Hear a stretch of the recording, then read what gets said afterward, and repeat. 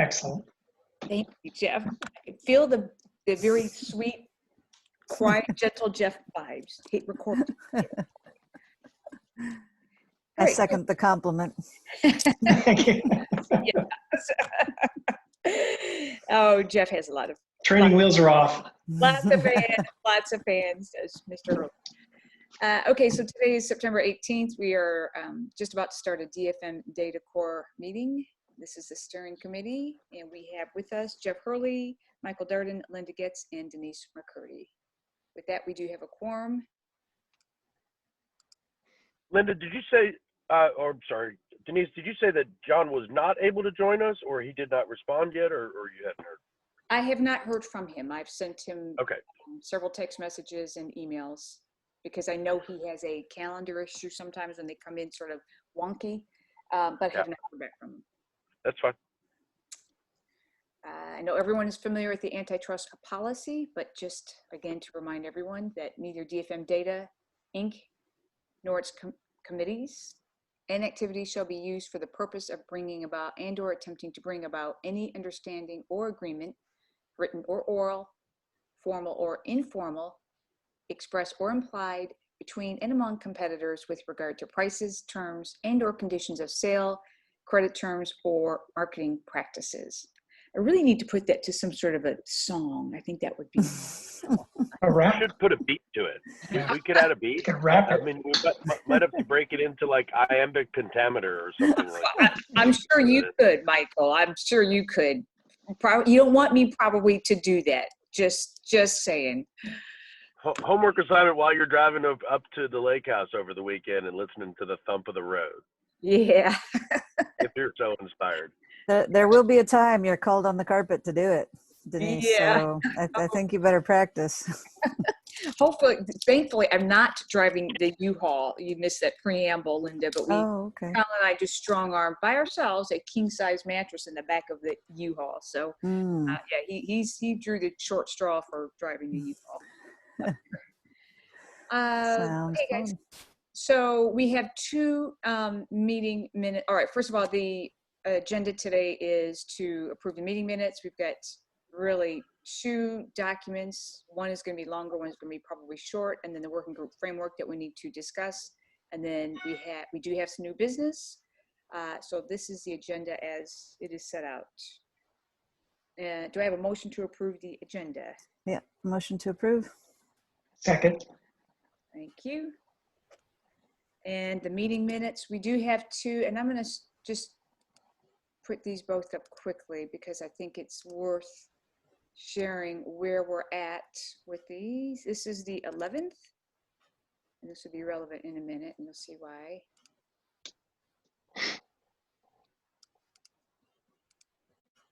All right, here is, move that up.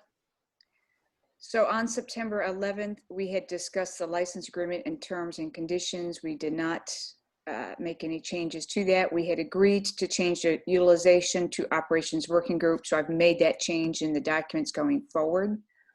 And also I had taken an action to come up with a framework for the working groups. We had already looked at accounting, IT, but I said I needed to do governance. So that's what we're going to share today, is in response to that action item. And then for I did receive and review both sets of those. So. Excellent. I try to keep them really short and sweet, just the highlights, but I do include a link to the entire recording.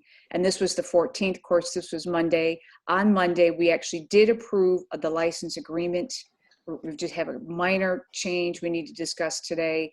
The terms and conditions, we did look at it, we reviewed it, but the purpose of today's meeting is to actually have a deeper dive into that. So do I have a motion to approve the meeting minutes for September 11th? Motion to approve. And a Seconded. second? Okay. And how about the meeting minutes for September 14th? Motion to approve. And second. Excellent. Thank you, guys. All right. Capture that for my notes. And now I'm going back to this agenda. Thank you. Okay, so this is our document package, and this is just a review. We have turned the license agreement green now because we did approve Yay. it. Yes. We're slowly but surely, this thing is ticking to green, and of course that is the plan for it to all be green. Hopefully today, terms and conditions will also tick green. And with that, we have what we need to put in front of customers. And by the way, I Big cannot thank milestone. everyone enough for spending their time every single, we have 2 governance meetings a week, multiple steering committees, and could not have done this work at all without everyone really chipping in. So many, many thanks.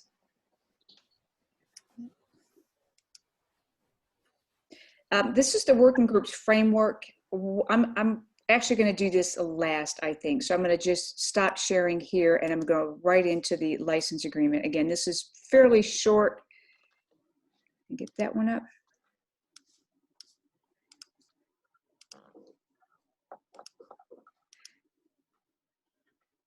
Okay, so Linda, we had a discussion with the attorneys throughout the week about minor changes to the license agreement. And I'm going to just go directly to those because we've already previously approved this. So Jeff had a question about this indemnity and indemnification language. This is, I did hear back from the attorney. He said this is actually really pretty standard stuff in an indemnity. And it actually is more protective of the DFM than it is of the corporation, of the actual DFM member. So It's basically telling them. It's basically telling them, don't worry about the patent. DFM Data Corp has the license piece for you for the indemnification of this. So, with your license, this is what you got. The commentary back from the attorney was, as Denise is describing it, it was advised to leave it in. And I was satisfied with that. Yes, specifically, the attorney said it's reassurance for the prospective DFM member that if a third party sues that prospective DFM member for patent infringement, it's DFM Data Corp's responsibility to address the claim. So it's like, yeah, like So that wouldn't. Hang on a second. That's not accurate. It's not if someone sues them for patent infringement that we globally cover all patent infringements that they could ever be sued for. This is specific to the terms of what the license agreement is that we're offering to them, which is for the digital freight matching side. And there's thousands of patents. So we can't indemnify them for everything everywhere that has to do with anything with patents that DFM is going to take care of it. It's just related to what this document is. Absolutely. Yeah. And completely agree, which is the technology and or patent. Yeah, you're right, Michael. So Make sure for the recording that we're not taking the Lloyd's London insurance position of indemnifying a company from any patent infringement suits that they may face in the future. We're just licensing this to them and saying that nobody's going to come back to them related to these claims and try to force their hand on it, that they would come to us in that circumstance. Yep. Okay, so Jeff, are you comfortable if we keep this language as is? Yeah, I'm satisfied with the response. Okay, so I'm going to delete that comment. And the next comment was, we've changed this from, it was 3 days, Linda, to 5 days. And it was just the thought that, you know, this is about mail, you know, notices, and 3 days just isn't long enough. And that was a good catch on Jeff's part. And attorney said absolutely 5 days is fine. I mean, is 5 days long enough? Yeah, isn't email messaging part of the method of communication? We do have email language in the bylaws. Mm-hmm. This is related to official notices, Linda. This is only in such circumstances where there's a need for, you know, a written communication that is time-stamped. Okay. Yeah, and this specifically says in the mail, so. Okay. I mean, do we know that every location in the contiguous U.S., including Alaska, would be able to even get mail definitely within a 5-day period. Does it need to be 5 business days? Actually 5 days of mail running. What if you had a Friday, Saturday, Sunday, Monday? Yeah, I would suggest that if we were sending something to somebody, it would be sent, expedited with, priority mail. So it would be sent within the expectation of being delivered within 3 days from a priority mail perspective, not necessarily an overnight mail package. I mean, I've seen other agreements that previously, in other circumstances where it identifies that a FedEx package overnight or a UPS overnight package can also meet the notices. But in this case, the framework that's been described here is the fact that we would be sending it so that they would have it within that 5-day period of time. And I think we can guarantee that, or guarantee it as much as the post office can guarantee it, as far as being able to purchase that type of service. Okay, And so you don't feel like 5 business days would be beneficial? Just keep it at 5 days regardless of holiday and day of the week? I don't have a problem with adding the word business in there. I don't Gives have a any little issue more with wiggle that. room. Yeah. Yeah, I mean, and we're not planning on doing any business on it on a Sunday afternoon. I mean, if we, Right. it's, Okay. No, but that said, if you were sending something out on a Friday or on a Thursday and you had a long holiday weekend, you could be outside of that 5-day window. significantly, you could be at 10 days or 11 Yeah. days. Yeah. Denise, that business probably goes after the parens. Yep. You're right. Yep, that's better. Okay, I just saved this, by the way, as a version 10. And then the other change that we did make was adding this language here to Exhibit A. So previously, now I don't know if you recall, Linda, that this license agreement was very long and full of legalese. It is now basically 4 pages long and a much, much easier read. And I say basically 4 pages because other than the signature pages, right? So we had some back and forth conversation about what do we put in the fee schedule, knowing that each one of these is going to be signed by a specific DFM. So right there, they're going to be, somewhat customized, but we also wanted to just indicate that there would be these types of fees, right? An onboarding fee, a license fee, and then these recurring transaction fees. So we had some sort of back and forth on it, and I strong-armed the team and said, okay, guys, we need to decide, because we really do need to finish these up. So they kindly supported this, and here's what we landed on: is describe. This isn't quite accurate as it is, but we have a little bit of editing to be able to do here. The one-time fee is where the issue comes in. So just take that out, Michael. An initial onboarding fee. Yeah, this is what we talked about the other day, was the fact that there's an initial license fee and an initial onboard fee, and those as time goes on, we'll have an opportunity to determine if there's additional license fee lump sums or not. It's the license enables that. The agreements enable that. Yeah, you're correct. I took it out of this and I forgot to take it out of that. But I do recall that conversation now. Yeah. Thank you. Yeah, that makes sense. So any other thoughts on this? Because I would like. Other than the parentheses, I do want to discuss subject to approval by the steering committee.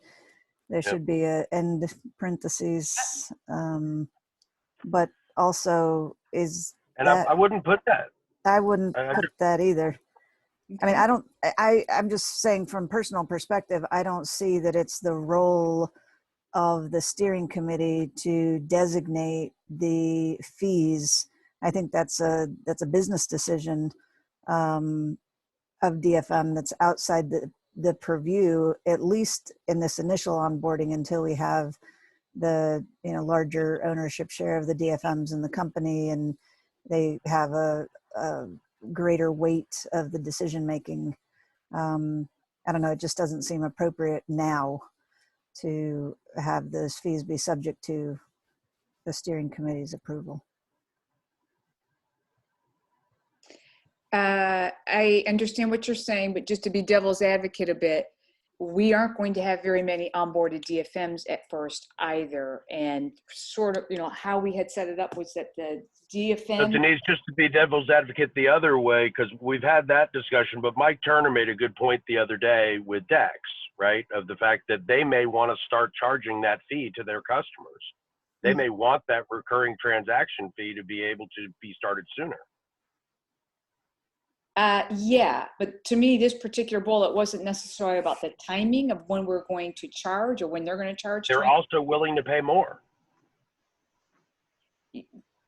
Yeah, but again, I think we're talking, and perhaps we're not talking two different things, but to me, it feels like who's going to set the transaction fee rate? Is it going to be a combination of the DFMs and the steering committee, which approves it, or is it just going to be the onboarded DFMs?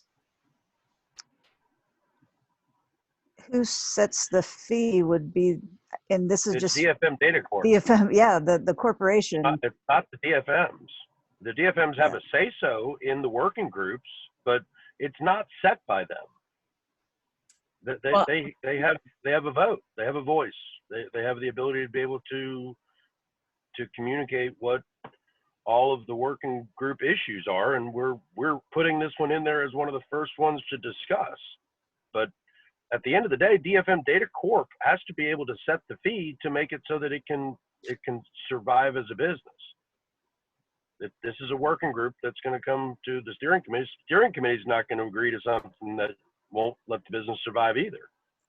And So that's why, yeah. And so, Michael, that's why the subject to approval by the steering committee was on there. This was recognizing the fact that there were transaction fees. The DFMs have a voice, right?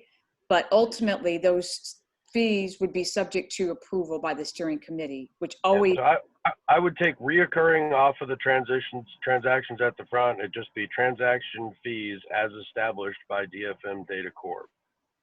And if DFM Data Corp makes any changes to those fees, then we have an obligation to communicate them to those members that have signed a member agreement.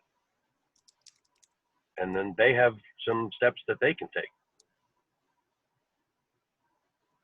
Yeah, that makes sense from just a flat business perspective on the front end. And I know things are going to transition over time in ownership of DFM Data Corp and the say of the DFMs in making recommendations, et cetera, I think is going to have more weight just as a, by dint of ownership. So, but right now, DFM Data Corp has the right to set those transaction fees, and obviously is doing it in the best interests of building and maintaining the platform. It has to be a symbiotic relationship, right? Or else it doesn't work for anybody. Right. That's right. That's the point of it being a utility. Can we look at the first sentence of this page at the moment? The fees are comprised of an initial onboarding fees. Of the following. Of an initial license fee. Of an initial. I mean, if you just want to say of the following, that's fine too. But at the moment, it just doesn't match with what we're saying below it. So I think we can probably shorten that sentence and make it so that it just references below it. Yeah, I can take this off. Yeah, and that's Yeah. Yep. Yeah. Perfect. And even specifically these fees are. I don't think you need that either. No, Yeah. I don't know. And then the in parens up above, fee schedule attached. This is the fee schedule, right? Yeah, this is fee schedule. Yeah. And I would even take off the word the before fees at the beginning of it. Fees are comprised of the following. Yeah, that's cleaner. And take the and words out of there so that it just says initial onboarding fee, blank. Initial license fee, blank. Transaction fee as established by DFM Data Corp, blank. And we can just say fees are as follows. We can really make this tight. Yeah, no, that's great. Tighter, better. We have Mr. Greaves on board too now. Yay. Hey, John. Should we not put or do you not want to somehow call out that the transaction fees are recurring? So ongoing is better than recurring. Okay.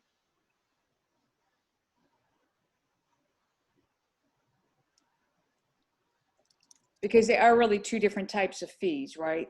One is an initial and one is going to happen every single day. Possibly. Possibly. Or every single Yeah. load. Or every single load. Yeah. Every transaction. Right. Right.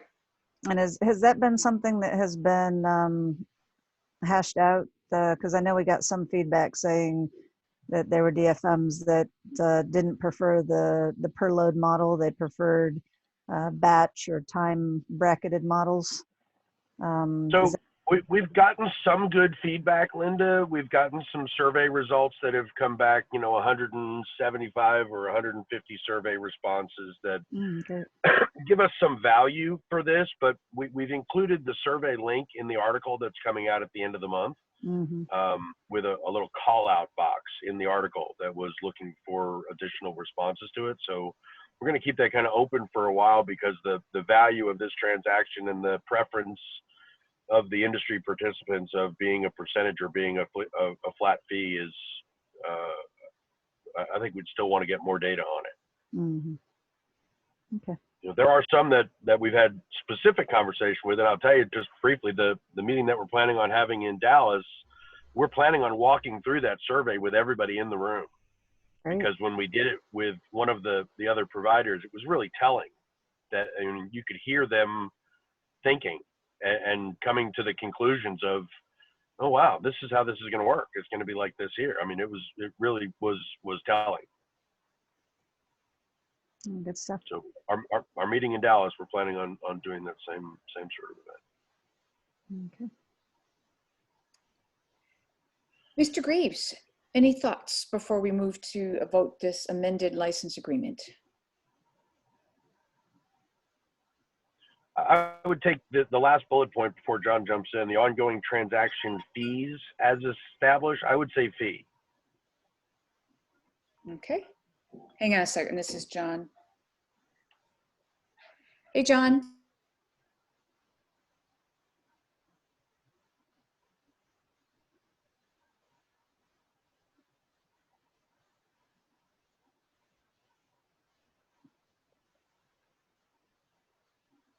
Yeah, it doesn't look like his mic is active.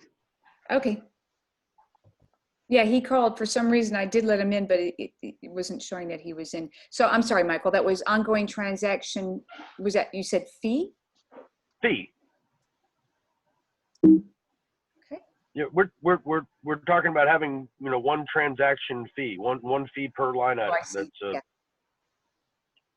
It's not going to be a list of local fees, taxes, state taxes, federal tax. It's just one fee. It's one number. And I think we should put a blank next to it where there's a $ sign and a line that's after it. I'm sorry about that, John. I could see you in, but for some reason. There he is. Hello, John. Hello, guys. Hello, John. I was listening to music, drumming my fingers on the desk, I'm sorry. Don't take it personally, please. No, not at all. But I was on the dreaded quantum computing meeting, which, as usual, overran. I thought those people were supposed to do things faster. Don't go there. Light speed.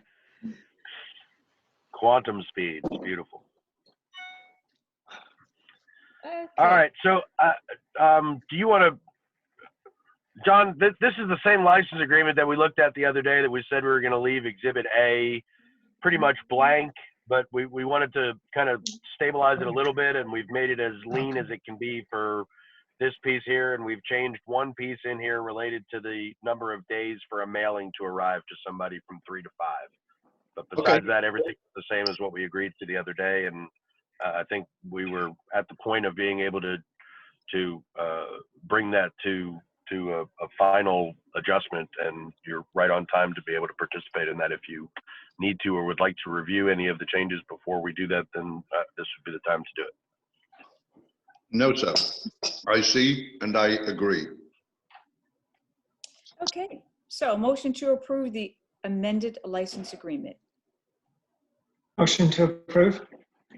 Second, Greaves. Thank you. All right, guys, this is done.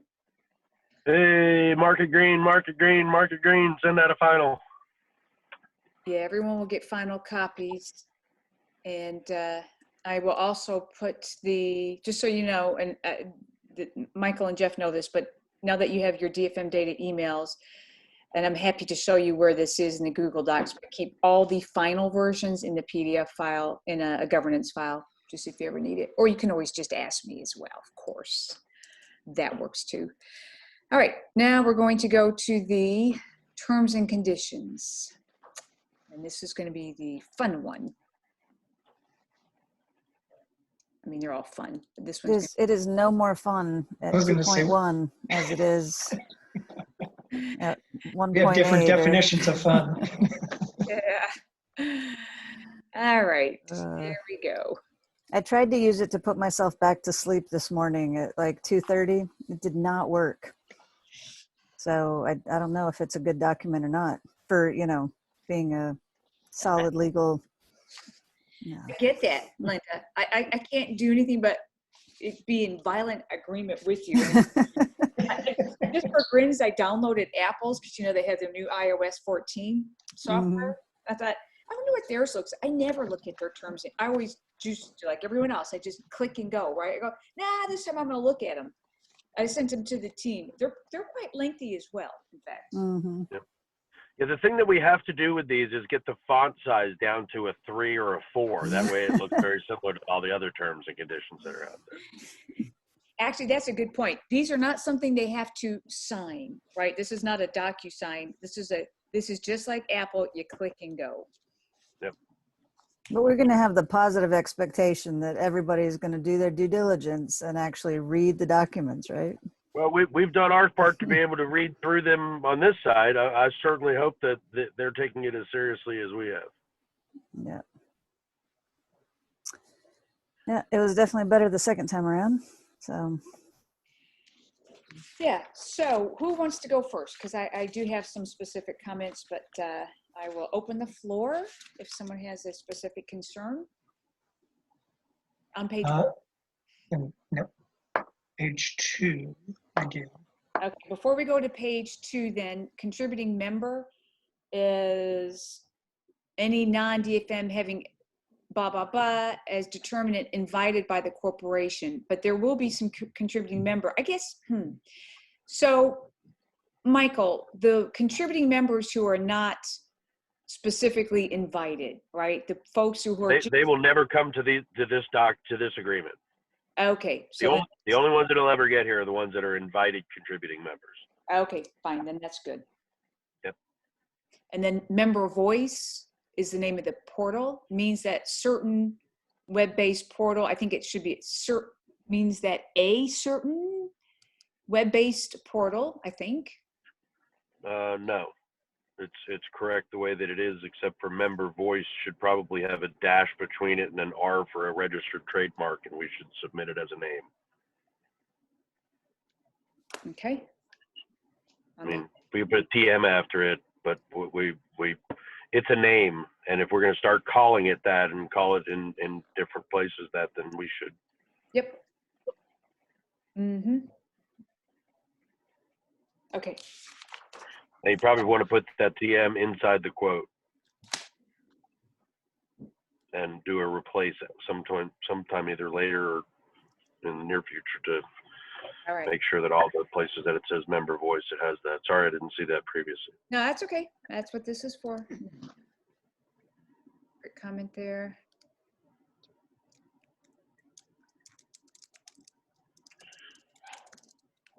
And it is member voice, not member voices, just so everyone knows. I'm sorry, Jeff. So now we're on page 2. Under working group, Mhm. assembled for the purpose of developing and resolving any issues related to the services. It sounds like we're developing issues. Yep. How about just resolving? It may be the case in some instances, but I wondered about developing features. It may not be developing as much as ideating or. Yeah, that's actually the word that I was on the tip of my tongue, Jeff, was, I mean, the way that we're literally doing this in the system is it's going from a capital letter idea to a capital letter issue that is then voted on for action. mhm. So the lowercase I word of issues is what is sounding like we're creating issues, but the issues are truly a second tier of an idea, something that's Right. been validated. Right. So it's ideating and resolving the issues. Yeah, yeah.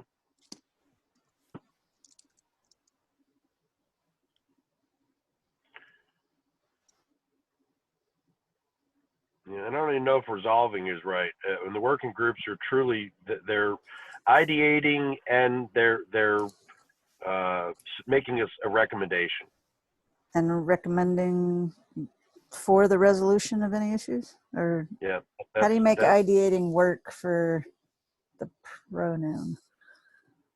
No, Is issues, yeah.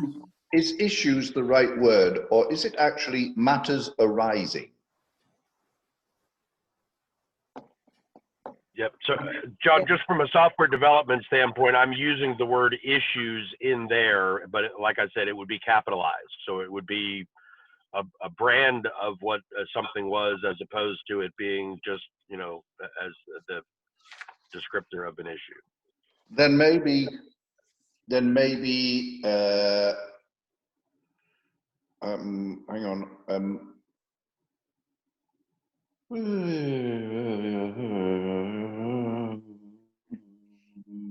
And it's really not recommending that. It's really about whittling it down to the good ideas, you know. So it's ideating and contemplating. It's a, you know, Can we use our agents for that? I'm just going to send my agent to the meeting. I hope so. It's a worker. He can contemplate for you. Yeah.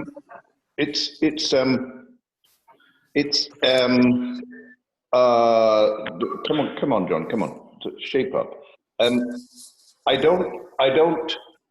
understand what it is. And I'm not disputing that it is needed, but I think it was Jeff earlier said there was a tendency for it to look as if one was looking for issues or making issues, as opposed to resolving issues that had been created by the program itself. Yes, sir. And assembled for the purpose of addressing ideas and issues as recommended by DFM members. Now we're that getting was there. Lovely. Okay, Yes. so again. Can you say that again? Yeah, no. Because what I don't want in there, Michael, and neither do you or anyone sensible, right?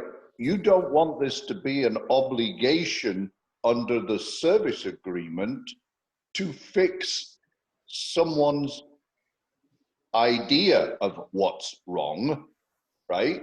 But what if someone comes along and says, you know, I think the response time is too slow, and you need to fix it under this contract and terms of use. Yep. No. You see, yep. what you're doing is you are beautifying this product as opposed to undertaking to maintain its integrity, as it were. How about ideating and vetting recommendations related to the services?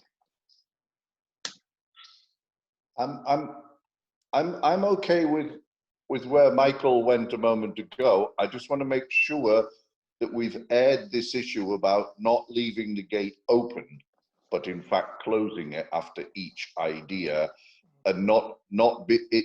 This group cannot be a fixed group. You know, that's operational matters. This is ideas being fielded, which is quite correct in ideating, as we called it. Wonderful new word. I don't know. Leave me alone for a minute.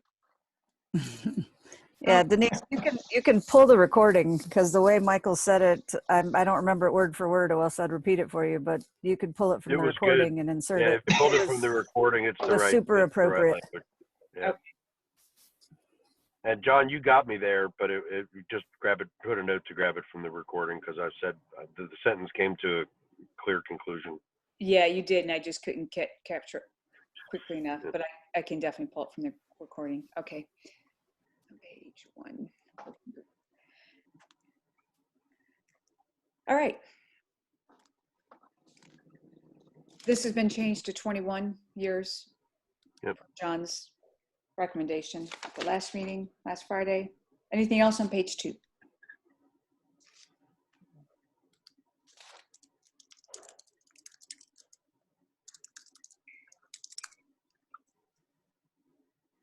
Okay, moving on to page 3.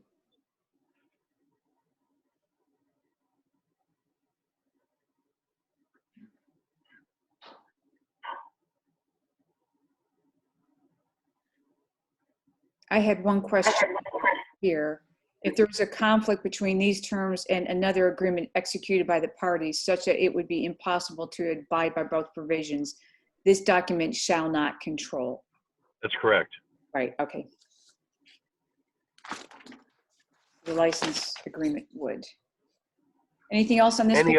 Any other agreement would. A subscription agreement would also. Yeah. Yep. That makes sense. There's something about, license. So license to customer beginning on page 4. Yeah.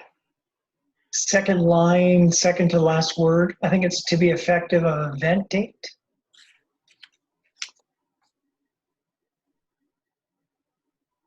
Second line, Oh, second line here second to last word. of, To be effective of event date. yeah, I think you're right. It should be, yeah, of even any. Yeah. That's a good catch. No, that's not what he's saying. Yeah. It was missing a I think T. what Jeff was saying, event, E-V-E-N-T, not any. Event date. Date. Okay. Is it of or on? Of event date or on event date? Effective of, effective on? John, this is, you know, all of the best phraseologies here.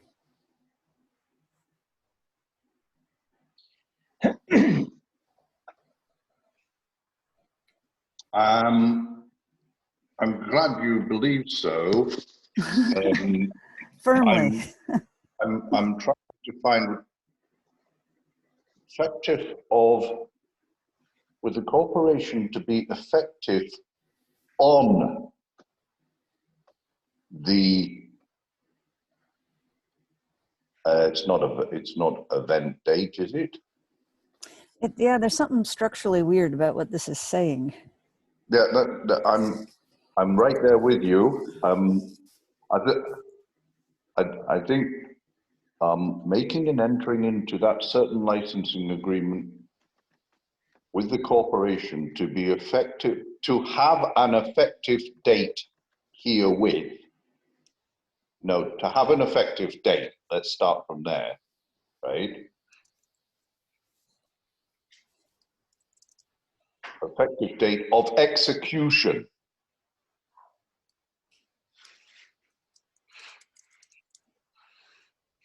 Herewith, under which customer shall receive access to the anonymized, there's a supplemental, no searches, There. I like that. But then again, of course I do. Services. Customer warrants that it has or is currently contemplating making and entering into that certain licensing agreement with the corporation to have an effective date of execution herewith. So that's the yeah. That changes the meaning of that a lot. It says that's tying it to this signature, is it not? Yeah. Yep. We can't do that though. We can't have them enter the license agreement here. The license agreement has to be signed separately. So Yeah. while I appreciate the effectiveness of that language, I don't think it does. No, I'm all right there, Michael. You wind it back a little touch, right? What is the intent of the paragraph overall? The intent of the paragraph at this point is to say that with this terms and conditions, the license to the customer is such that they are contemplating getting a license and that they are basically having a limited. Now, to your point, sir, of a moment ago, these people have entered into the license agreement. They're not contemplating it at this point. That's sure, that's not correct. These are the terms and conditions that they are seeing before they land in the page. Got it. And then they'll see the license agreement when they get in there. So do two things, if you would, Denise. In the second sentence, starting customer, click that into a separate. No, the second sentence, the down below that after business. There you go. 1, 2, 3, fourth line. There. Click that into a new paragraph, please. Right. So the first thing they have to accept in the T&Cs, Michael, by using the services, customer warrants that it has or is currently contemplating entering into a licensing agreement, entering into the DFM licensing agreement. It should be license, not license to, right? Yes, license agreement with the corporation on an effective date. On an effective date, end of that sentence, right? The new sentence, the customer shall receive access to the anonymized data services. 30 there, Denise, you just got to delete 5 words. Yeah. or at which time. Yeah, at which time. I like that. You can't keep it a sentence, a contiguous sentence. Yeah. Because you want to tie the date of them signing the license to their ability to access the anonymized data services. Yep. So right after shall, Denise, shall receive, right? Customer shall, at which time, receive. Yeah, I love it. Or right after date, at which time the customer shall receive access. That's, I think, structurally more accurate. You know what, Linda Gertz? You're on fire today. Yeah, it just makes it a continuous sentence, Denise. I love it. I love it. It's grammatically correct, but the effect is absolute. At which time the customer Yeah, and there's a comma after date. shall receive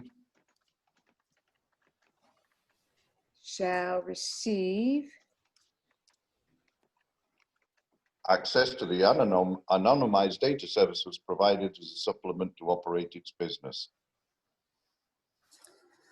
I think we fixed it. I think it's beautiful. This is a well-known song.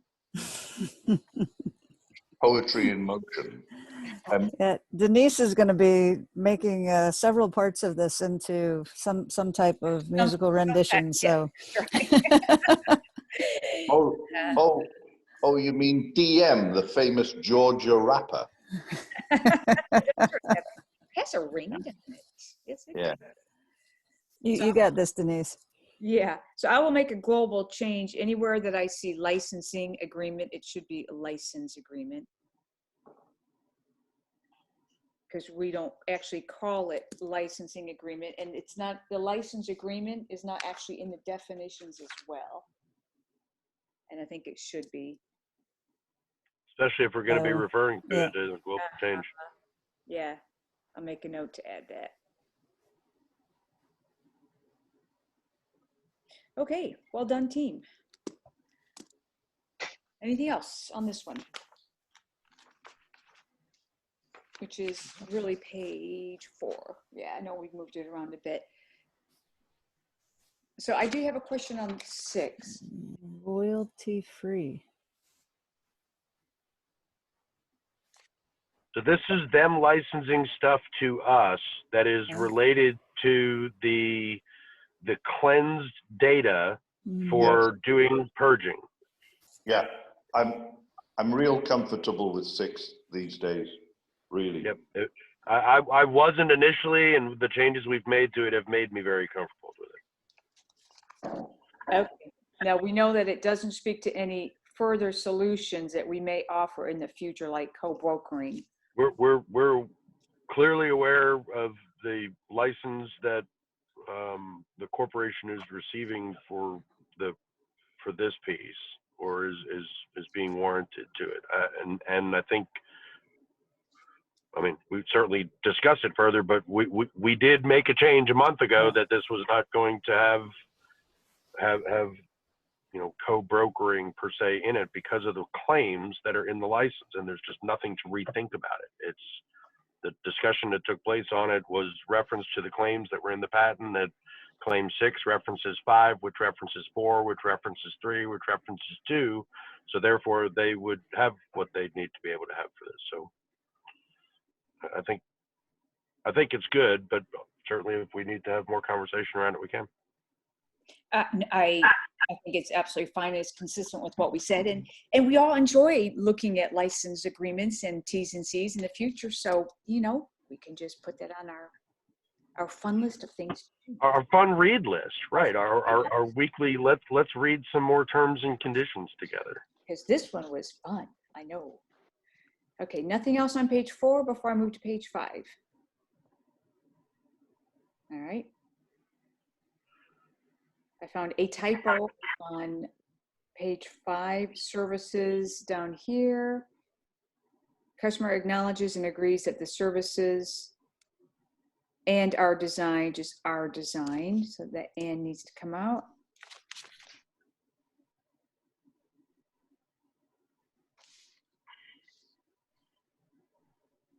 Good catch. Anything else here? Okay, moving on to page 6. I just had one question about this trademark info, and customer is granted no right or license in the trademarks, which also is the logos. But what if we want them to use our logo? The DFM swirling logo. Will that be an issue with this statement? At the point of them using the terms and conditions, they wouldn't be granted that right. At the point of them being part of the license agreement, we might issue that, and we have that covered in that license agreement. This is the terms and conditions, and at this point, there's no trademark rights that we're giving to them when they first enter the site. Yeah, that's true. That's a good point. Okay, moving on to page 7. And guys, if there is something, just stop me, okay? If I hear nothing, I'll assume the answer is no. This is page 7.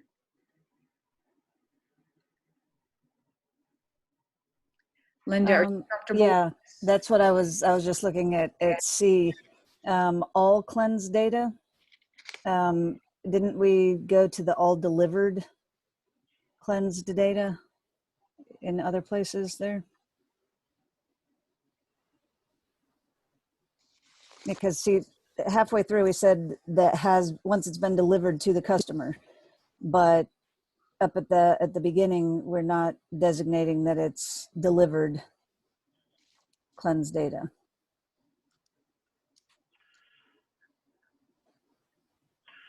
Okay, but just to be clear, if they had the anonymizer inside of their own server and it got a copy of the cleansed data that was now turned into a hash in their system, they still own it. We don't even Right. have it. We have no responsibility for it. That's all the first sentence is saying. But where they, yeah, I just don't want it to be construed that it's all cleansed data in the entire system.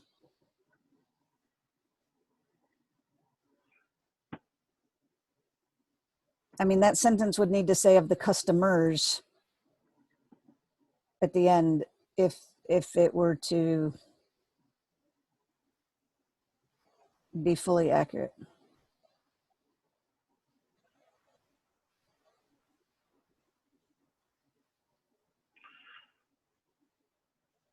So when you're saying customers like possessive plural, where it would be for each and every customer, it would be their responsibility for their own cleansed data. Yes. Is that what you mean? I'm just saying that the way the sentence currently stands, it could be misconstrued that they are accepting all of the cleansed data as their sole responsibility. It just doesn't make sense in that light.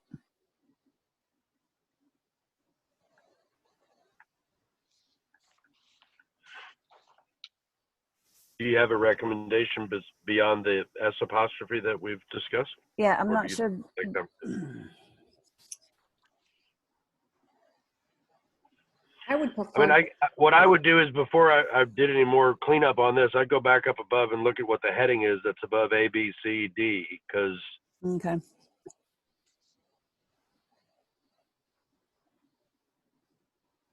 I mean, you're in customer warranties and acknowledgments. Right. So it's what they're warranting to us.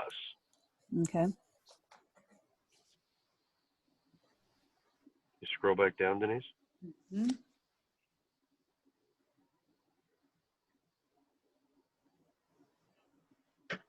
Good. Is this better?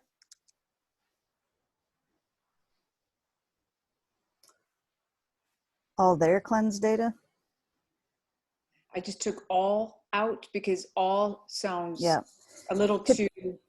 Could we put there, and then we don't have to put the apostrophe S at the end? Mm-hmm. That makes sense.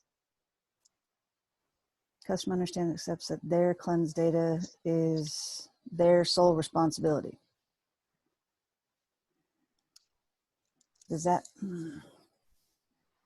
That's where the delivered comes in again, because there's pieces of their data that are going into other people's cleansing feed, right? There's, although it's anonymized and what have you, it's, and I may be totally overthinking this, so you can just tell me it's okay. And The frustrating part for me is that the word cleansed data is our new term. The term cleansed data is used 5 times in the description of the term itself. That's where the problem is you can't define a term by using the term in the description of that term. so is that where we should really be focusing right now, to make sure that that definition is clean enough, no pun intended, that we have the clarity in making statements about cleansed data? So just again, keep in mind, we've limited the scope of this to be just about the phantom stuff. So Jeff and I have had to look yesterday at what the fields are that are required for those 6 fields, and those 6 fields sending information over, I don't need a whole lot of data. I mean, it's really a much, much, much trimmed down version of what this hash represents and how the hash gets unscrambled. And I'm working on that of being able to communicate that to Deepak by 10:30 tonight, because I've worked it out before and got pieces of it, but it's not in the form that he and his developers can work with at the current state. So, I mean, cleansed data from the purposes of this transaction is in an anonymized form all the way through. We have a history of exactly where it came from. It's always going to be theirs, and it's always tied to their stream. All we're saying here is that cleansed data is the customer's data, and that they're acknowledging that it's their data, and we're going to have a hash to it that says it's their data, and this is what that data is, and we're always going to have it. And it's always going to belong to them. Okay. And they're going to use that same sort of mechanism of cleansed data that they get from other places that belong to other customers, and it's always going to belong to them. Mm-hmm. We're never going to own it. Is it inaccurate to say that customer understands and accepts that their cleansed data is their sole responsibility? Is that conveying what you want to there, or is it somehow not? I'm not a lawyer, so I'm not trying to be able to rewrite what they were saying. If what was in there before wasn't covering it, then we need to be able to address it again. Well, But the word "all" was where the issue, I think, was.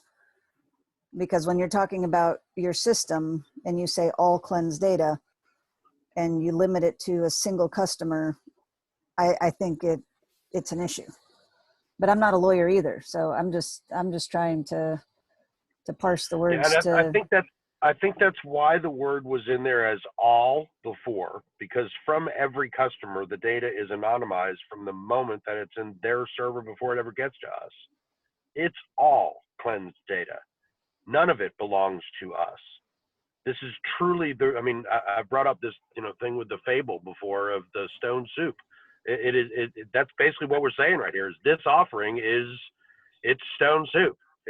We got a bowl. You guys are going to give us your stuff. We're going to mix it together. You're all going to get the information from it. But it's all cleansed and it's all your stuff. We're just putting it in our bowl. Yeah, but we're having one person with their bowl signing this, not the whole crew around the pot signing it. So every other one has to sign it when they come in also. They only have a one-to-one. I understand, but the wording in it needs to be directed to them as individuals, not to them collectively. So if it needs to be all cleansed data, then it needs to be the responsibility of the customers, both jointly and severally. I mean, I don't know how. No. Here we go. This is excellent, actually. It is the customer's client. It is the customer, the users, the customer understands and accepts that their cleansed data in its entirety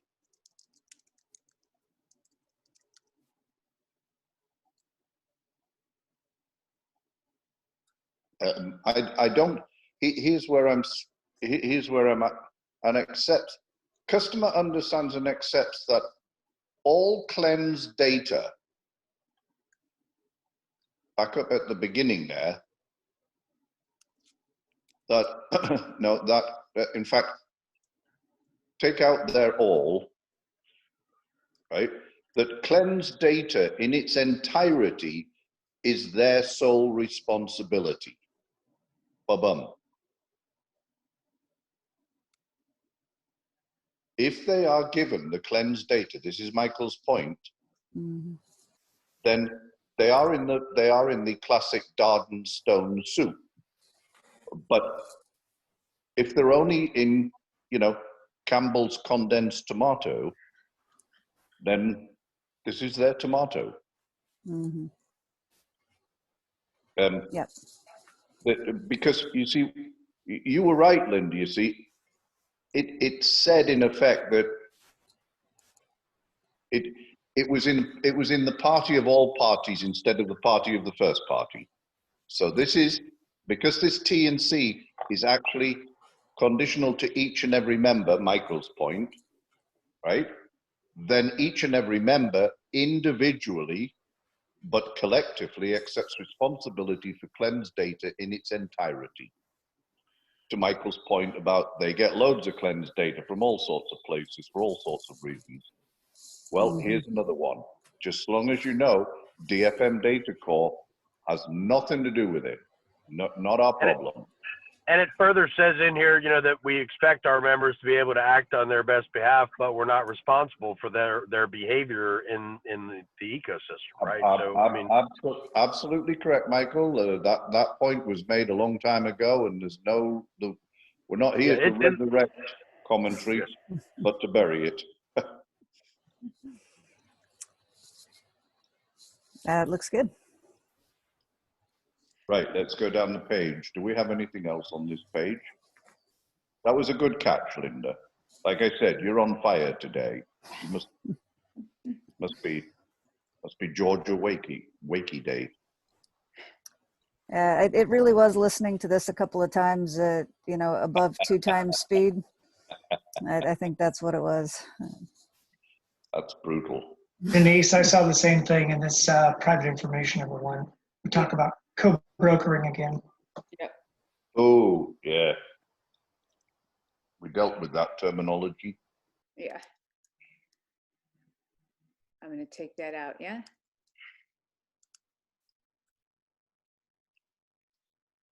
Yep. I didn't see anything else on this page, which is page I'm just curious, you just slid down from it. It was customer was the word. It's right there. Customer hereby assumes any and all risk of injury or loss from the actions of third parties. So that's just saying that their insurance that's in force on their platform is going to cover any third parties that are involved with any aspect of this. So the header still is customer warranties and acknowledgement, and then this is under G, which is third-party services. It's usual and customary. Okay. Yeah, it just seems when you're allowing the actions of third parties, and I guess we're just saying that that responsibility does not rest on DFM Data Corp in any way, right? That's the point of that. Yes. Okay. So I will remove this here. I'm not going to now because I don't want to mess up the page numbers. My only other is customer grants permission to use information given to it by customer, including personable identifiable information, blah, blah, blah. Now, John, you're way more familiar with GDPR than I am, but, you know, as you know, this can be problematic.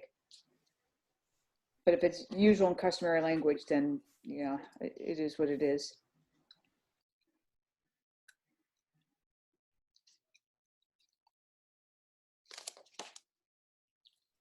No one have an issue with that? No, I don't. Sorry, I was reading it out loud to myself, would you believe? So that I got the lilt of it. And no, I don't. It is, you know, it's been Michael's point all along. And if you remember the original statements around this model in this paragraph in item 2, what we had in there was like a lot of verbiage that largely was a marketing agreement. so we got it back to this, which is perfect. It just says what it says. You give me stuff, I get to use it. Thank you. Have a nice day. Is there anything that we're putting in that the customer has the right to be forgotten if they terminate? And oh, that's been there since forever, and the rules of doing so and the exiting of them and etc. So for instance, what you might be saying is, what if, and I know I keep using them, it's because I'm fond of them. What if JB Hunt joins and JB Hunt leaves? Should what they gave the corporation, you know, for instance, the customer the customer may tell Michael Darden over a cocktail, hey, Michael, you can't believe it. Our numbers are up 33% since we joined DFM. We're getting 73 cents a mile now, earned freight miles, up from 51. Is Michael going to publish that on the promo site of DFM and sign it? Vice President JB Hunt Operations, Huntsville, Alabama, whatever. Yes, he is, because that's what they just signed up to. And now the next question, though, is if JB Hunt leaves, right, does that comment and the logo of JB Hunt, is the logo removed from members list, and is the comment removed from the market making literature, from the standard, you know, would Michael, the salesperson of DFM, go around going, well, you just need to talk to Vince Malloy, Vice President of Operations at JB Hunt. He'll tell you what DFM did for you. Well, I would suggest that Michael wouldn't be doing that when JB Hunt left DFM. So it's self-fulfilling in a way, isn't it? Is that the context you have, Michael? I don't plan on anybody leaving, John. I know, that's what I was thinking. I don't plan on anybody leaving, John. I mean, the point of, I mean, we have to put their, you know, the capability for this, but Yes. You know, as the very first communications that I had with the first employee option potential people with the company was that you need to plan on the fact that this is going to be your customer for the minimum of the next 6 years. Yes. So every communication that you have with them, you need to be 100% accountable to. Got it. And I'm right with you there, Michael. I was only using it to illustrate what this addressed. Yes, sir. And then Linda's comment about what if they, you know, transition out, exit, go bankrupt. I mean, that's one way they leave, of course, Michael, is Chapter 11. Right. Hopefully we can help them avoid that too, but. You know what? I'd like to think so. In fact, add that to the new brochure. Yeah.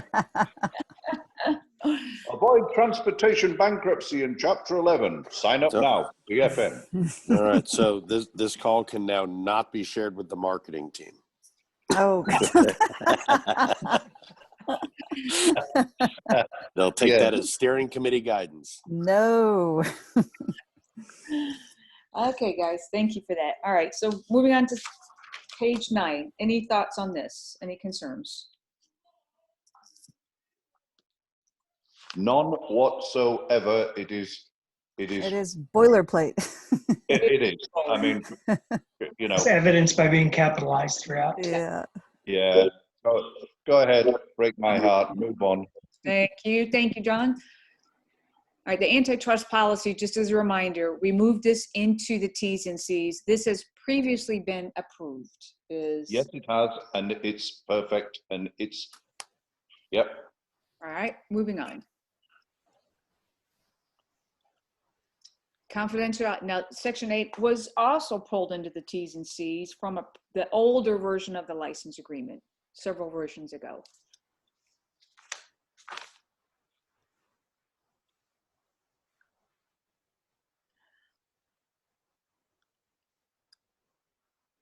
All right, moving on. Mm-hmm.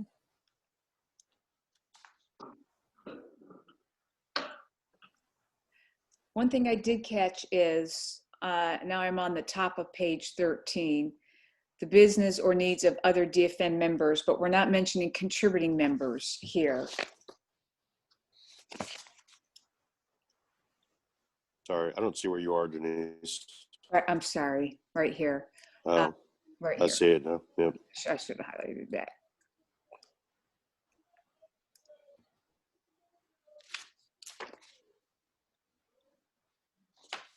So at that point, I don't think we had contributing members. Can you go to the page right just above that so I can read the sentence that's before that? Mm-hmm. Or the first part of that sentence? Thank you.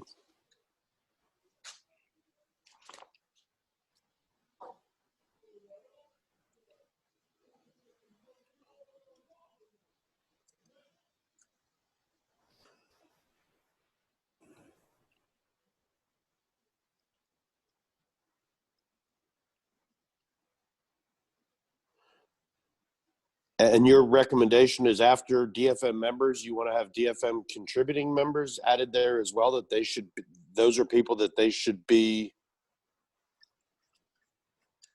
It just specifically called out as a group, that the member that's signing here is going to be accountable to maintaining trade secrets from? anywhere where we're using the DFM member as a term for a member, at the point when this was written, we didn't have contributing members. And if we're talking about, remember, this is all part of the non-disclosure that came out of boilerplate from a previous version. If we're talking about trade secrets and confidentiality, I'm not certain why we wouldn't mention both types of members, unless I'm missing something. Is members defined independently, or it's only defined as DFM members and contributing members? Does members have its own unique designation? Actually, that is a really, really good point, because it actually just says contributing member. It doesn't actually say DFM member at all in the definitions. And it should. Or we just say member, meaning any contributing or DFM. Yeah.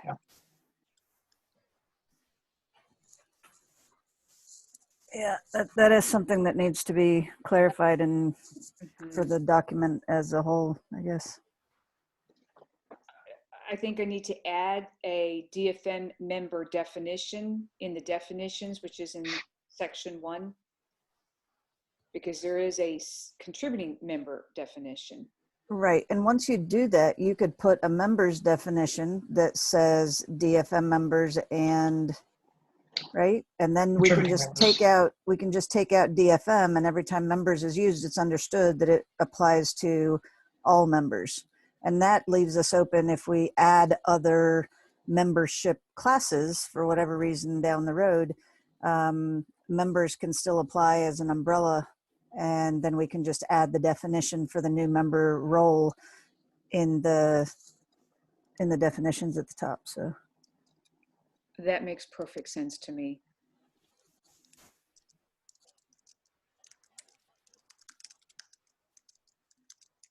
Hey, John, I concur. Linda's on fire. I have my little symbol up so you don't see me getting red, guys. Yeah, makes a whole lot of sense. So I will add that to the definitions, which now is license agreement, DFM member definition, and then member, which refers to either DFM or CM. Is license agreement going to be able to do that for you? Because you're going to have a contributing member license agreement and a DFM member license agreement.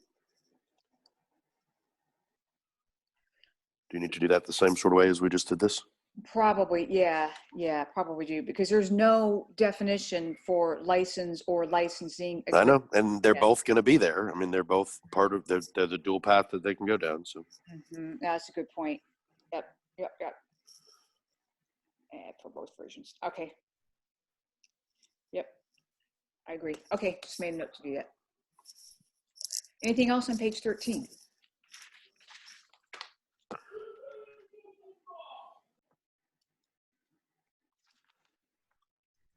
Anything on 14?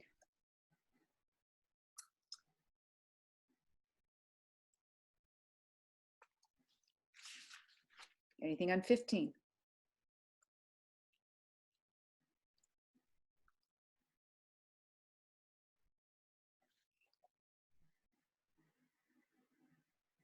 Anything on 16?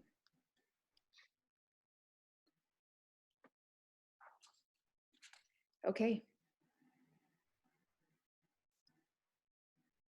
And last page needs Linda's email address put right there. I was going to ask that. That was actually. Yeah, that's Linda's. That's linda@dfmdata.com. No, I'm just kidding.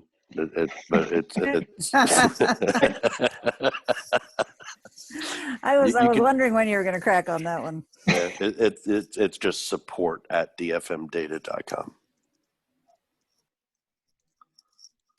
You don't pay me enough to have my name on that. No, you don't need to collect that email.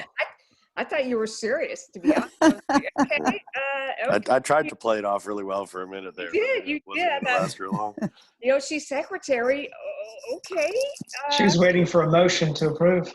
Yeah. Yeah. Right. Okay, guys, I will make. All in favor? Nay? No. Any No, opposed? no. Anybody? I won't do that to Linda. Sorry. Okay, guys, I will make these changes. Will you like to see them one more time in the final form before we vote on it? Or are you comfortable with me making these changes? I think we should. I think there's enough that is going to potentially impact with what you're doing with the definitions that we need to read it with that in mind. Right. But then again, I mean, between Jeff and John, they can approve in seconds. So it'll open up a couple hours of my weekend. I think we should take a look at it again. We were creating some of the definitions in the front end, which have not been, Created. defined as of yet. So I think we should see those. Okay, I will send the final version out. And I'm going to just, rather than put it, I can put it in Google Docs, or I can just send it as a doc so you guys can read it, whichever is easier for you. Well, it's going to end up in Google Docs anyway. So if you wouldn't mind, just go ahead and put it as an email out to everybody and have it so that the final goes where it normally goes. Then Okay. it'll be where it's expected. Okay. I will do that. Sorry to give you extra work when you're heading out for vacation time. That's all right. Yeah. I'm afraid we weren't quite done, though. We do have another piece of new business to discuss besides those two documents, if I remember the agenda correctly. We do. We have a working group framework. We've discussed the accounting, IT, marketing, and ops. We had one last one, which is the governance. This is I'm sorry? No, I'm sorry. I was talking to myself. Okay. So this is it. This is a proposed working group for governance.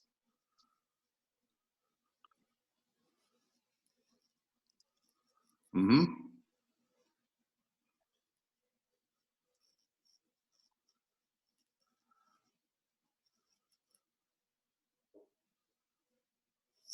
Mm-hmm. How can the governance working group ensure that the antitrust policy is upheld? Yeah, that's a problem. Because that's a liability. I wouldn't want to be on the governance working group if they had to be responsible for that. I would say that you can't say ensure antitrust policy is upheld. You can state, right? You can't actually say anything at all about antitrust policy, because antitrust policy, one, is a legal instrument, two, contained in earlier documents that the parties have agreed to and signed.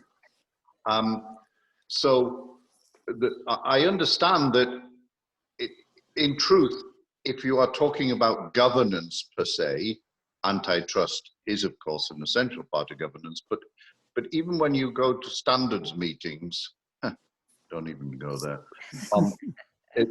You know, the best you'll get is a link to their antitrust policy and intellectual property and et cetera, et cetera. So I would actually remove that, because if the entity became involved in antitrust action from the SEC or Department of Commerce or Georgia State or whatever, this would imply a failure on the part of the constituent body, which is the working group of governance, which would then imply that they would be the liable and legal parties. Yeah. Just as in when Enron imploded, it wasn't the corporation that imploded in the eyes of the law, it was the officers who all went to prison. Yeah, that's true. We want to avoid that. Yeah, we'd like to avoid that. Pretty much. So, yeah. That might ruin our day. But if you were to take that out, I have to say that I definitely agree with the new one, which is when you have privacy and data protection concerns, then they should indeed be identified, reviewed, and resolved, right? Seek, can we put seek to resolve? Thank you. Because that's once again Yeah, no. making us liable if we're on that It's group. identify, review, and seek to resolve, right? Now, having got past that one, right? Actually, again, if I may use an Anglicism, the word concerns is emotional, right? It's data protection matters arising.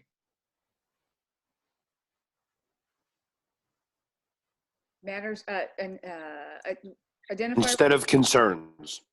Matters Tail end of the arising. sentence. Okay. Yeah, and seek to resolve is going to need to go in a couple of other places because It is because in 2, right, jurisdiction would be seek to resolve. We can't undertake to resolve jurisdiction. We might not even understand what the jurisdiction issue is until it arrived on the desk. Yeah. And consortia members is not a term that we use anyplace else. That's correct. Why do you beat me to the punch there, Don? Sorry. Better. well, Just want you guys to know I'm paying attention also, you know? Oh, okay, right. I've been writing my rap song, my special rap song here. in that regard, I do want to ask about the identifies consortia. What is that supposed to represent? An identification of consortia within DFMs or consortia that are positive collaborative connections for DFM Data Corp? Oh, So the thinking is just using a more generic term for blockchain governance consortia, just because that's a fairly generic term. So people, Yes. you know, Yeah. but, yeah, I like members better though, with the capital M. It'll Okay, be a so defined term. yeah, just the purpose. If that's the only place consortia is found, what in the 6 goals defines the actuating of identifying consortia?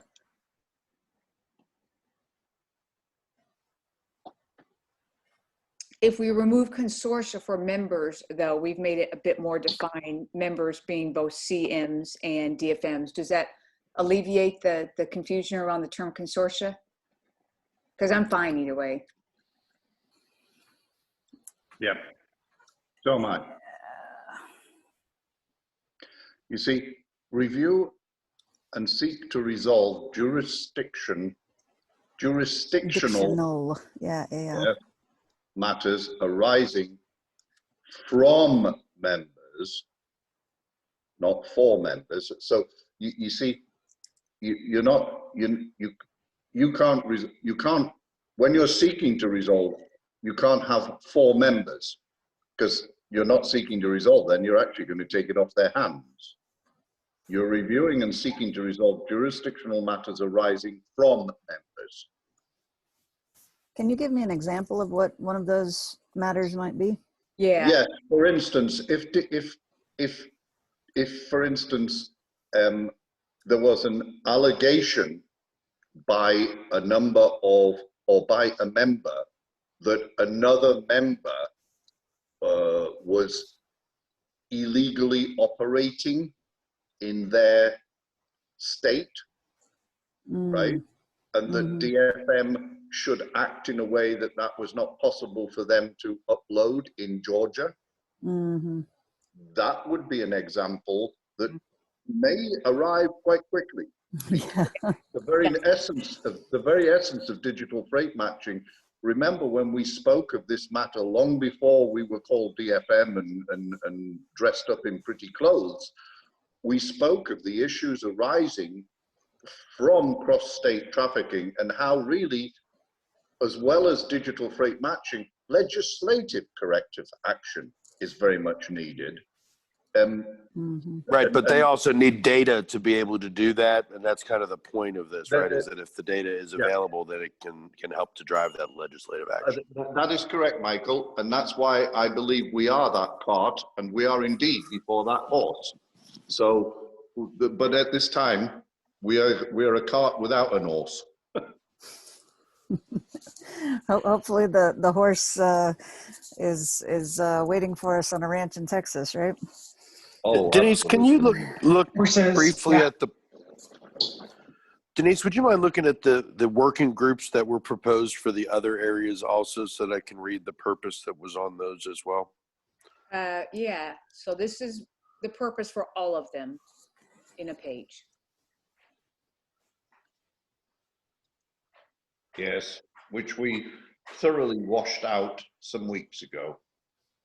Except for the fact that the governance one was just added. So I'm just looking to be able to Understood. see how it compares to the other. Yeah, this is why we're doing it. Yes. And I think the issue with this is just the fact that in that addition, we're now including the word consortia, and the word consortia doesn't have a home any place in what we've done previously. Right. So in order to facilitate the adoption of this working group, Hang on. Let me just take consortia out. Just how about legal and regulatory concerns specific to the governance function? Yep.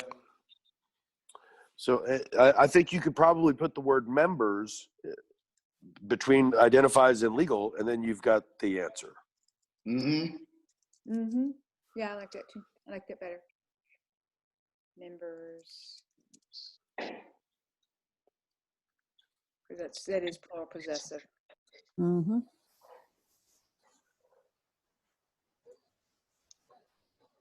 And I'll make, Identifies and seeks to resolve.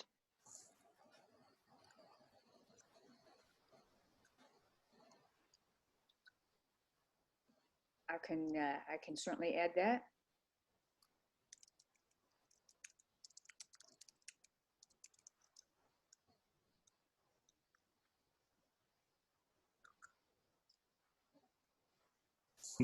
Specific to the DFM data governance functions. Yeah.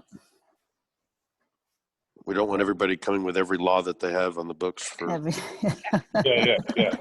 Can you resolve this Hey, for you're my us? new advocate. You're gonna fix this. Yeah. Uh, All Yeah. well made. Mm-hmm. No, we do need to have like a series of questions that, we have a decision tree. Is this within the purview of, or is it not within the purview of? Because if not, we're going to get ourselves into situations that those working groups may be consumed with things that they shouldn't be. Mm-hmm. Yeah, to that end, I just added to the DFMDC accounting, to the DFMDC solution, to the DFMDC governance function. So if you're happy with that, and I can rest a moment, I'll just make certain that is cut and pasted over. Yeah, and you can do the same for the IT one, correct?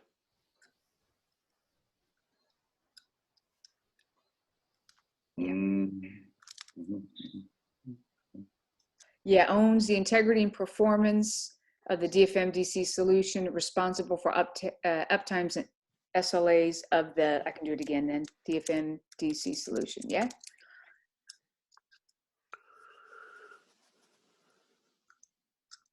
Is the working group really responsible for the uptime? Yeah, no. I mean, I hope that the IT guys that are working for DFM are going to be responsible for that, because they're paid to be responsible for that, right? That's Yeah, and the IT working group really isn't going to own the integrity and performance either. I mean, really, all the IT working group is going to be doing is working on features.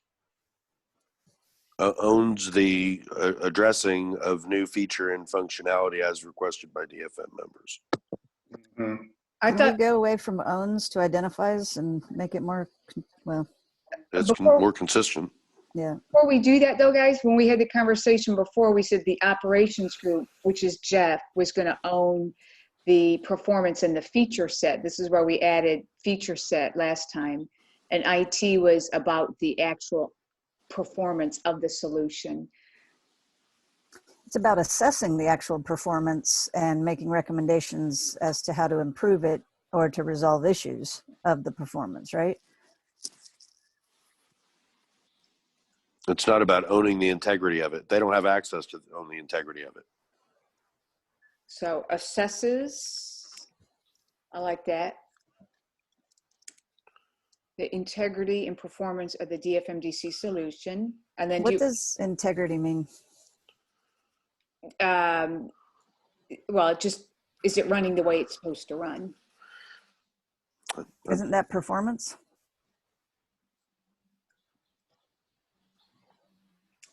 I mean, I'm not trying to parse words, but when I see, hey, I'm responsible for assessing integrity, where do I go to find the integrity? How do I assess it? Assess it, yeah.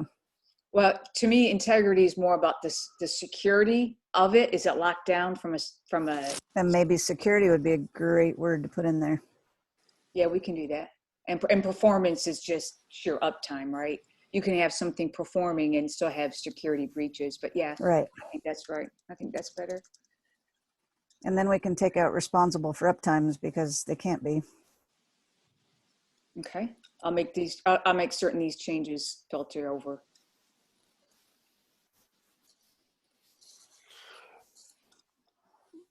Well, They're assessing and they then recommend. Is that? yeah, again, the purpose of a working group is to be able to receive in the ideas, to vet out the ideas up to issues, for those issues to be able to be voted on from their working group, and then for the working groups vetted and voted on ideas to make it to the steering committee. And then the steering committee can make recommendations to the. They can either acknowledge it and say, this is a go forward, this is the efforts to do, or to push it back to that working group saying, this is the additional homework we need to do to be able to make this a project. Mm-hmm. Let's see, identify. I was thinking assesses and makes recommendations to improve the security and performance of the DFMDC solution.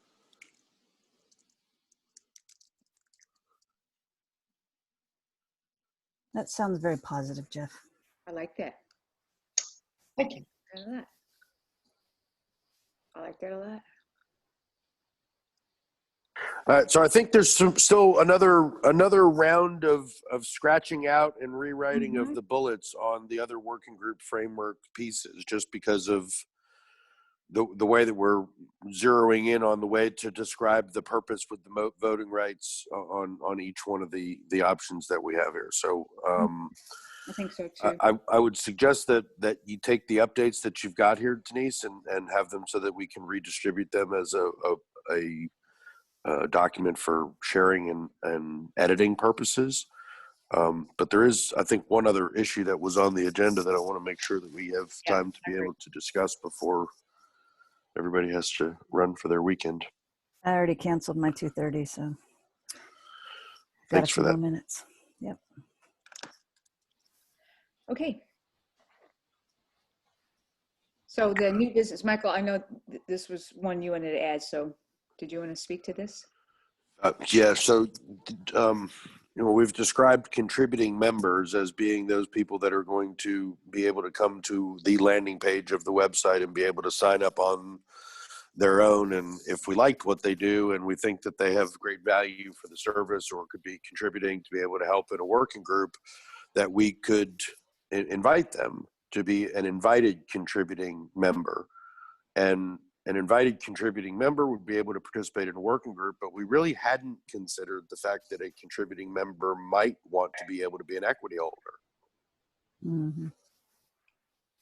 And I had a conversation the other day with a company that is called Load Sure, and Load Sure is an insurance policy on a load-by-load basis secured by Lloyd's of London, and it is digitized for the purpose of being able to interact with digital freight matching companies.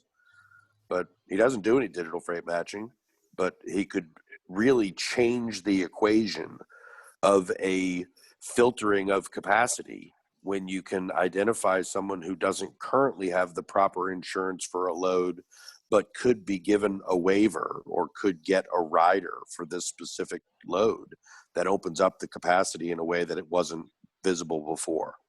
Mm-hmm. And that's a pretty exciting option.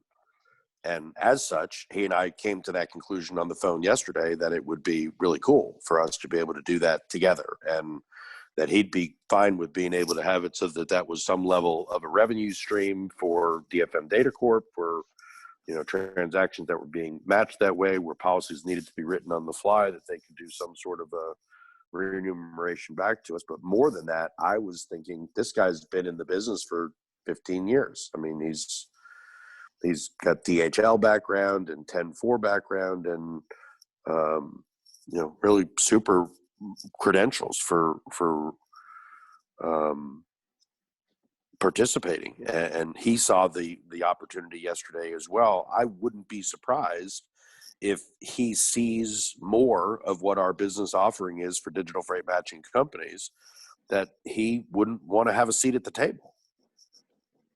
And he'd be a valuable seat at the table. He would be a great contributing member for the organization. He'd have super knowledge and neutrality from a different service angle. But it's not the only one we're going to find. There'll be others that are like it. And when they come in, do we need a new class of stock for them? Do they have the ability to just be regular type of investors that can come in through, you know, a common share scenario, or do we not have an equity opportunity for them? I just wanted to bring it up as a point of conversation and for discussion, because it's a class that we haven't considered before, but it literally fits right in our model of where it would go. Yeah, I think you want their engagement and involvement and their voice. And if the share structure that we already have can just be provisioned to, I mean, I don't know that there's anything magical about 40 of the first offerings going just to DFMs. Is there? Is there something about that 40 that it must The purpose all be was DFMs? to be able to, the purpose of that was to be able to have it so that there would be a pool of DFMs that was large enough to be able to meet the 6 that would be elected in March of next year. Yeah. I mean, would you be put out if someone like the gentleman that you mentioned was elected to the board, elected to the steering committee? I mean, So that, yeah, I think that's the question mark, is like, do you want That's to right. make that just be DFMs, or do you want the voice of industry players to be at that level as well? So I could see him getting voted in. Obviously, if he's bringing a positive value add to a whole bunch of the DFMs, you know, he's kind of got that strata that can, you know, have a positive for everybody.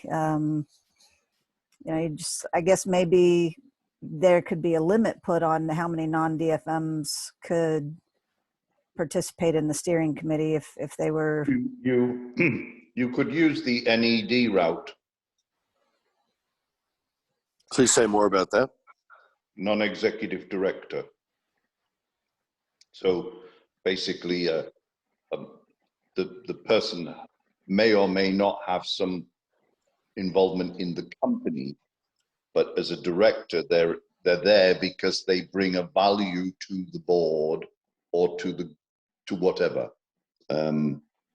So you serve as an NED, non-executive director, meaning you don't benefit directly from the company, but you have invaluable support for the company. If you look at the boards of corporations, companies large and small, and you go, you know, like, what on earth is that person doing on that board? Well, it's because exactly what Linda just said. It's because they know the other side of the coin. It's just like in our standards community, on quantum computing this morning, which was painful, beyond painful. I've had a painful week, frankly, but you know, suddenly we discover that the expert group on quantum computing is actually an expert group on making standards. Not one of them knows diddly squat about quantum computing.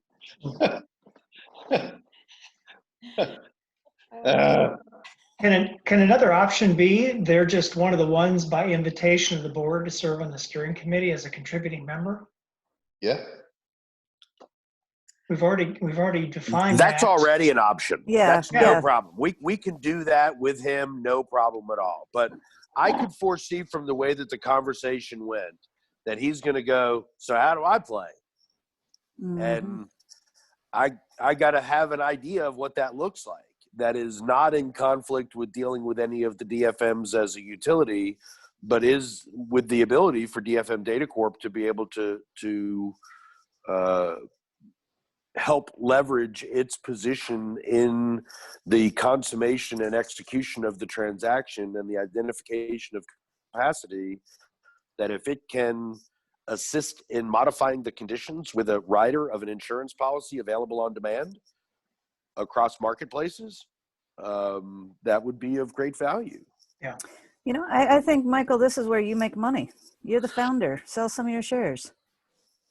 I mean, to them, because you want them engaged as an investor in your company. I mean, do they have to fit in a class? Yeah. I'm just asking. I'm not trying to. I guess the question would be, is it a one-off? There could be 4 or 5 like that they're not DFMs and they are steeped in the industry and they would be great people to have. There could be 40 of them, Linda. Oh, I'm just starting small. No, I'm the just huge being, players, like right up front. But it's hard. I mean, that's what Yeah. makes it hard is the fact that I mean, Jeff and I looked at numbers, and Mike and I look at numbers of sizes of companies that we're trying to get in touch with, and you're looking at who the leadership is to be able to get in touch with. And when they've got 1,100 employees that are linked on LinkedIn, go look through them and go find the one person that's the one that you're supposed to, connect with. These are huge organizations. They're not, mom and pops, and some of them are, spread far and wide. So it's going to be interesting to be able to watch how these unfold. I just saw in this call that there was going to be companies that were in the place that I could invite them to be a contributing member, and then they were going to say, well, what's in it for me? And what does my deal look like? And if they want to buy equity, you're right, Linda, I can sell them equity from me at this point in time or any point in time. And that would be fine. It sometimes gets frowned upon by the industry when the initial founders are letting some stock out into the marketplace. Well, you're putting your personal stock into this opportunity for the members to contribute, and that's just going into the company as a whole. So what are you trying to tell me here? You think I don't know? I'm saying you're making a lot of sacrifices to build this structure, and I don't think that every aspect of build out has to be a sacrifice. It can actually be you benefiting from what you've put a whole lot of work into and have done. I'm ready for turning that page. I assure you of that. And being on the path to do that. I think the guy that I met with the other day with this company could just be one of those people that led me to think that he's not going to be just one. There will be others. And when they are, we should have a way to classify them and how we as a company are able to deal with them. As far as me selling stock to them, I think that's understood, heard it, appreciate it. That's a good way to solve that problem. I think what I heard Linda say a moment ago, I've been reflecting on this while you were talking, isn't it about time you retired, Michael? I mean, nothing personal, you've done a good job. you know, but really, think about it. Where would you want me to go? What do you want me to go do? There's an island somewhere now. It is actually. I've got a friend, in fact, a very famous friend, not famous in world terms, but in industry, maybe. He when Walmart bought Asda, they brought some of the executives from Asda, the UK retail chain they acquired, to work in Bentonville. When they did, one of them was called Simon Langford, and he was put in charge of their RFID program. He made it all work, happiness, da-di-da. And eventually he left. And he'd on the side, he'd built a little network of rentable cabins on the side of a lake in Arkansas. And he kind of got used to it. And he's from Doncaster in Yorkshire, which the culinary capital of Yorkshire, where fish and chips in a paper bag is state-of-the-art Michelin guide. And would you believe, he runs a beautiful boutique hotel with the only Michelin 5-star restaurant in Panama on an island off the city of Almirante on Pacific Panama coast. I need to go next time I'm in Panama. It's Sounds like a great vacation. It's awesome place. And to get there, you fly to Panama City, and then you take Air Panama to Almirante, and then you take a taxi to the ferry, then the ferry to the island, and then the island has only got a few taxis, and one of those will take you over to the hotel. But there's a warning that says basically that they have no suspension, there's no point. It's a track, not a road.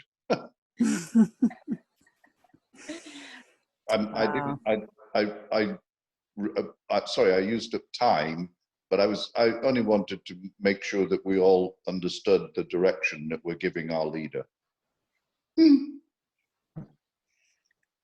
It sounds like, Michael, really two different paths. One is handling them as a one-off with your stock, or creating a contributing equity member, and potentially, rather than just have the first 40 as DFMs, potentially have it really just the first 40 as either as equity members, whether contributing or DFM.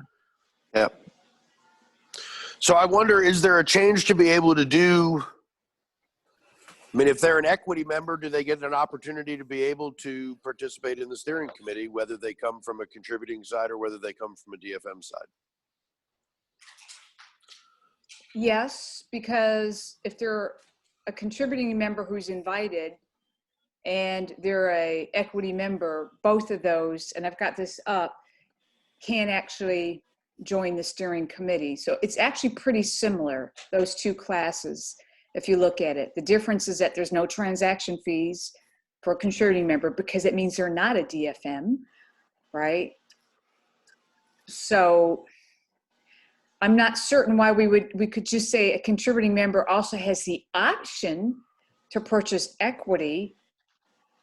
I don't know that it necessarily has to be a new member class. I guess that's what I'm looking at, is that does EA need to identify DFM equity, or should it just say member equity?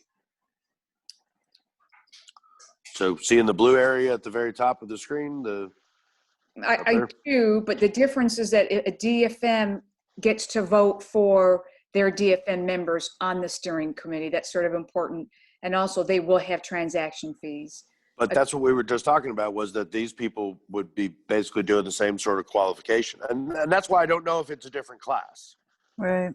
I think we're saying the same thing, but I'm saying that we just make this class right here have the option of signing this equity paperwork. And I don't know that you necessarily need this is just an option, right?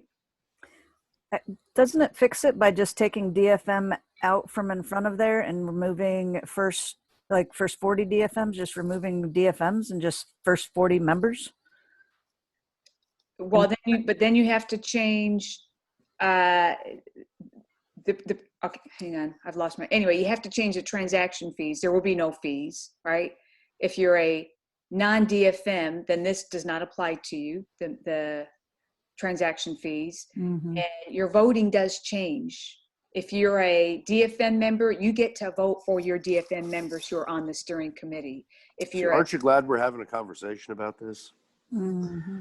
yeah, It's deeper than just a quick change. It's likely another class. It's likely a class that is the same thing as a CI with the option to be able to purchase equity, and their option to purchase equity gives them similar scenarios of what an EA has, but not the same. they're technically they're closer to a CI. The only difference is that they're signing equity member, right? That's just the real difference. They're a CIE. They're a CIE. Or technically, yeah. Does that make Denise, I don't think the transaction fees are going to be an issue because that's embedded in the license agreement, which they are not signing, right? Correct, but Yep. they may have another agreement that is like a reseller agreement or a finder's fee agreement or a success fee agreement, right? So that when there's a match that takes place and their services get rendered, that's their transaction fee, is the fact that the matching transaction of their services being called to question made a fee happen. But that's going to be an agreement that's different than And all the other ones. than the license agreement that we Standard have now. license, yeah. And this is what's different as well, because the criteria to join the steering committee is very different for the EAs than it is for the CIs. The EAs, it's a vote by the other DFMs. It's not a vote by everyone, just the other DFMs. And on this particular steering committee over here, that one, that's just invitation of the board. That's all you need to be on the steering committee. Hence, we've got John, right? And Linda. These guys over here. Yeah, but they're limited seats They're limited. Yeah. for them. Yeah, they are. They are, because there's only 11 anyway, right? So they're all limited. But if you're a DFM member, then you are voted into the steering committee by your fellow DFMs. Full stop is how it's written. Not by the CMs, not by DFM DC, just by other DFMs. Although the DFMs have the voting power. I mean, I think what we're looking for from a contributing member is their expertise. Yeah, they're actually supporting DFM Data Corp. They're getting 1/5 of our vote. They're helping us to cast our vote effectively. Yeah. So really, Got a hard stop in a minute and a half or so. okay. So I get this doesn't need to be resolved right now, but there's two issues that we have that have been discussed in this meeting that have next steps to it. One is the fact that we should contemplate if there is a CIE to be able to add between CI and N to identify that person has the ability to be able to get equity. And if so, then we can insert that and have it available for review at a next discussion. But I want to be cognizant of the time and have everybody be able to finish. And the other thing is the working groups and the efforts for the modifications that were made and the terms and conditions that have changes to it also are going to be sent out by Denise to review. Yep, I've got all those. So Denise, do you want to try to get something on the schedule for next week to do this? Everybody want to try to review this over the weekend and get it so that we can have it finished Monday? We want to wait till Tuesday. What is... You guys tell me what your calendars look like. I know Linda's probably going to have to drop. I am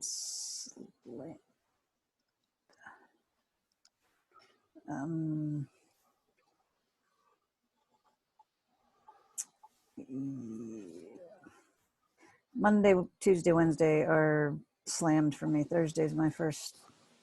I have at least an hour to commit.